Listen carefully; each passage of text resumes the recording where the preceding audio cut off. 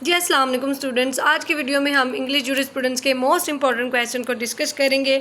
और first of all sorry बच्चों, मैं लेट अपलोड करने के लिए, क्योंकि बल्क बहुत ज़्यादा हो गया हुआ है जिसकी वजह से टाइम नहीं मिल पाया, मैं टाइमली आपको जो है वो अपडेट नहीं कर पाई। तो अब डिस्कस करते हैं। सबसे पहला जो हमारा क्वेश्चन है वो क्लासिफिकेशन ऑफ सिविल लॉ है, यानी बेसिकली सिविल लॉ के जो काइंड्स हैं ना उसको आपने एलेबोरेट करना है कि सिविल लॉ होता क्या है। आपने बताना है कि वो कानून जो कि एक स्टेट अपने इंडिविजुअल्स पे इम्प्लीमेंट करवाती है for the betterment of law.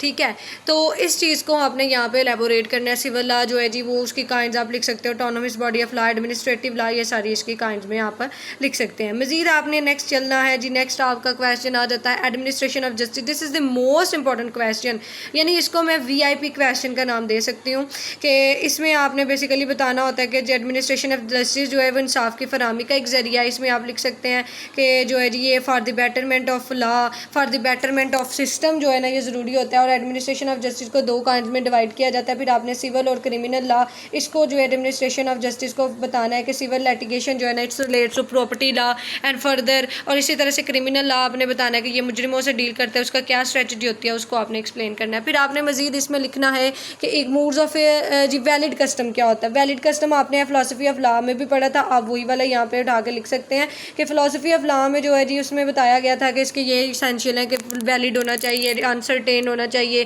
ठीक है, कंसिस्टेंट होना चाहिए, वो आप लिख सकते हैं। फिर mood off acquisition of property के बारे में आपने बताना है कि प्रॉपर्टी कैसे हासिल की जाती है, ठीक है, कितनी टाइप्स ऑफ प्रॉपर्टी होती है ये आप बता सकते हैं। फिर आप इसके करैक्टरिस्टिक्स बताएं, फिर लॉस कैसे होती है, एक्वायर्ड कैसे होती है, तो ये आप बता सकते हैं कि मतलब जब एक जानशी फोत हो जाता है, ठीक है, फर्दर उसके जो रिप्रेजेंटेटिव होते हैं ना उसमें वो प्रॉपर्टी चली जाती है। तो इस तरह से आप इसको टर्म मोल करके तो लिख सकते हैं। फिर लीगल राइट्स, ये फिलॉसफी ऑफ लॉ में जो आपने पढ़े थे ना तकरीबन ये वही राइट्स है जिसमें इम्परफेक्ट राइट आ जाता है, पब्लिक राइट आता है, ठीक है, नेगेटिव राइट आता है, पॉजिटिव राइट्स आते हैं, नेचुरल राइट आते हैं, इनहेरिटेंस राइट आते हैं। तो ये सारे आप देख लें, मेरे चैनल पे ऑलरेडी ये अपलोड हैं, आप विजिट करके तो इनको सुन सकते हैं। मजीद आ जाता है काइंड्स ऑफ लीगल पर्सन। ठीक है, लीगल पर्सन कौन होता है, इसको हम आर्टिफिशियल पर्सन भी यहाँ पे बता सकते हैं। मतलब हमने काइंड्स बताने हैं, पहले आप लीगल पर्सन के बारे में बताएंगे। इसमें कोऑपरेशन भी आती है, लीगल पर्सन भी आता है, ठीक है। मजीद इसमें और भी जो है ना वो काइंड्स इसकी शामिल होती हैं। इसमें आप डेथ पर्सन के बारे में बता सकते हैं कि डेथ पर्सन के कोई एंटिटी नहीं है लॉ में, वो आप लिख सकते हैं। फिर आप मजीद बता सकते हैं कि अनबर्न पर्सन है, जो बच्चा है, उसके क्या राइट्स लॉ में बनते हैं, वो आप चीज़ यहाँ पर बता सकते हैं। तो इस तरह से आप इसको इन्हेंस करके तो लिख सकते हैं, ठीक है। और इसमें अगर आप अनबर्न पर्सन के बारे में बताओ तो उसका कोई वजूद नहीं होता, ठीक है, बाद में अगर वो जिंदा होता है तो ठीक है उसके फिर राइट्स बन जाते हैं। तो ये जी आपके लिए काइंड्स ऑफ जो लीगल पर्सन है उसके ये सारे पॉइंट्स बनते हैं। नेक्स्ट अगर हम क्वेश्चन पे चलें तो नेक्स्ट जो ये हमारा क्वेश्चन जो बनता है वो आता है आपका कि जो मूड्स ऑफ एविडेंस है। एविडेंस जो है ना बड़ा इंपॉर्टेंट क्वेश्चन है, ये बहुत इंपॉर्टेंट है। लीगल पर्सन वाला भी इंपॉर्टेंट है और एविडेंस वाला भी इंपॉर्टेंट है। यानी इसमें आपको वो पूछ सकता है कि भाई एविडेंस जो है वो कितनी तरह के होते हैं। आप इसमें लिख सकते हैं QS कानून शहादत ऑर्डिनेंस, अगर आप पढ़ें तो उसमें 1984 में बताया गया है कि डिफरेंट तरह के जो मेथड है जिसमें पब्लिक डॉक्यूमेंट्स आते हैं, प्राइवेट डॉक्यूमेंट्स आते हैं, सेकेंडरी आते हैं, प्राइमरी आते हैं। तो आप वहाँ से लिख सकते हैं, हेयर से एविडेंस लिख सकते हैं। ऐसे होता है जो सुनी सुनाई गवाही होती है। पब्लिक डॉक्यूमेंट होते हैं जिसपे सबकी एक्सेस होती है, प्राइवेट डॉक्यूमेंट होते हैं जिसपे किसी की मतलब जो कॉर्पोरेशन है उसकी एक्सेस होती है। पब्लिक डॉक्यूमेंट में निकाहनामा भी आ जाता है, FIR भी आती है, तो आप वो यहाँ पे एलेबोरेट कर सकते हैं। फिर आप इसमें प्राइमरी सेकेंडरी एविडेंस को, मतलब जिनकी जेन्युइन कॉपी हमने कोर्ट में पेश करनी होती है वो प्राइमरी है। और अगर हम जेन्युइन कॉपी ना पेश कर सके तो हम उनके जो सेकेंडरी कॉपी पेश करते हैं, यानी सेकंड टाइप ऑफ, यानी उनकी कॉपी चल जाती है तो वो सेकेंडरी में आते हैं। फिर आपने सब्सटेंटिव एंड प्रोसीजर लॉ को बताने। तो सब्सटेंटिव लॉ क्या होता है? सब्सटेंटिव लॉ होता है जिसमें राइट्स एंड ड्यूटीज़ को डिक्लेयर किया जाता है, उसको हम सब्सटेंटिव लॉ कहते हैं। हम सिविल और क्रिमिनल दोनों लिहाज से देखते हैं।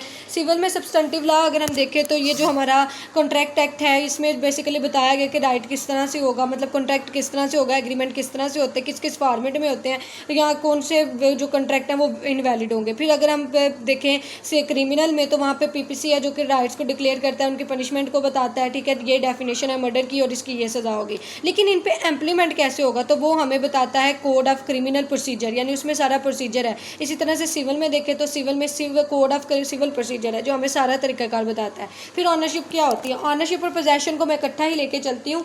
ऑनरशिप में ये होता है कि एक पर्सन की मलकियत में जो चीज़ होती है ना उसके नाम जो प्रॉपर्टी है उसको हम ऑनरशिप उसकी कहेंगे। और पोजेशन जो होते हैं वो कब्जा किसी का हो, जैसे वो फॉर एग्जाम्पल के तौर पर अपनी प्रॉपर्टी रेंट पर जो है वो किसी पर्सन को दे देता है, तो इसको हम क्या कंसिडर करेंगे यहाँ पे, इसको हम पोजेशन कंसिडर करेंगे, ठीक है, ये कॉन्सेप्ट आपने यहाँ पे लिखना है, ठीक है, ये चीज़ है, मतलब दोनों को आप इकट्ठे ही लिख सकते हैं। तो इसमें acquiring of ownership, loss of ownership ये लिख सकते हैं। फिर आप मज़ीद इसमें बता सकते हैं कि एसेंशियल क्या हैं, इनके काइंड्स क्या हैं डिफरेंट तरह की, वो आप यहाँ पे इस क्वेश्चन में एलेबोरेट कर सकते हैं, ठीक है। ये इसका एक स्ट्रेटजी थी जो मैंने आपके साथ शेयर कर दी है, ठीक है। ये थोड़े से कंसेप्ट हैं जो मैं आपके साथ सरसरी तौर पे शेयर कर रही हूँ ताकि आपकी रिवीजन हो जाए। अब मज़ीद हम लेजिस्लेशन देखते हैं। लेजिस्लेशन बच्चों आपने फ़िलासफ़ी ऑफ लॉ में भी पढ़ी होगी। लेजिस्लेशन एंड प्रेसिडेंट, ये दोनों सोर्सेज ऑफ लॉ के तौर पे आपको वो पेपर में पूछ सकता है कि भाई बताएं इनके क्या सोर्सेज हैं, क्या इनके मीनिंग है, ठीक है, वो आपने एलेबोरेट करना है। और इसमें आपने मज़ीद जो है ना वो लिखना है कि जी कैसे ये लॉ ऑफ सॉर्ट्स है, मेरिट्स एंड डीमेरिट्स इसके आपने बताने हैं। Legislation basically law making agency होती है, ठीक है। फिर आप सबॉर्डिनेट लेजिस्लेशन और सुप्रीम लेजिस्लेशन, इसकी जो दो काइंड्स है ना, आप उनको एलेबोरेट कर सकते हैं, ये चीज़ है। उसके बाद merits and demerits of law आ जाते हैं। ये बेसिकली फ़ायदे और नुकसानात जो हैं कानून के, वो आपने बताने हैं। तो ये ऑलरेडी मैंने अपने चैनल पे जो है ना इसको अपलोड किया हुआ है, आप वहाँ पे जाकर विज़िट कर सकते हैं। अभी रिसेंटली ये मैंने वीडियो अपलोड की है, तो आप वहाँ पे इसको सुन सकते हैं। मज़ीद अगर आप देखें तो ये तीनों क्वेश्चन पेपर में आए हुए हैं, jurisprudence and it's relation with other social sciences. ये तकरीबन एक ही जैसा क्वेश्चन बनता है, मतलब इसमें काइंड्स भी, एथिकल, हिस्टोरिकल, वो सारी कवर होती हैं। फिर आगे हम देखें थ्योरीज ऑफ पनिशमेंट देखें तो इसमें आपने डेटरेंस थ्योरी को एक्सप्लेन करना है। डेटरेंस थ्योरी के बाद आपने इसमें मज़ीद एक्सप्लेन करना है कि रिफॉर्मेटिव थ्योरी क्या है, ठीक है, वो बता सकते हैं आप।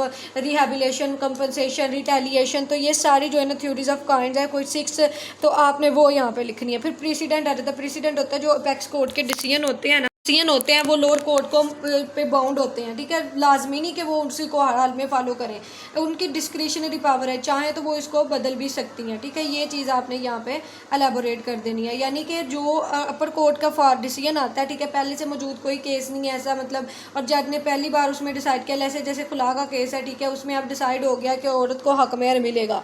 अब जितने भी ऐसे केसेज आएंगे उनमें एज ए वो लॉ के तौर पे यूज़ होगा, तो इसको हम प्रेसिडेंट का नाम देते हैं। तो इसको आपने अच्छी तरह से जो है ना वो याद कर लेना है, ठीक है। मज़ीद अब हम नेक्स्ट चलते हैं। नेक्स्ट हम देखते हैं कि कौन सा क्वेश्चन होगा।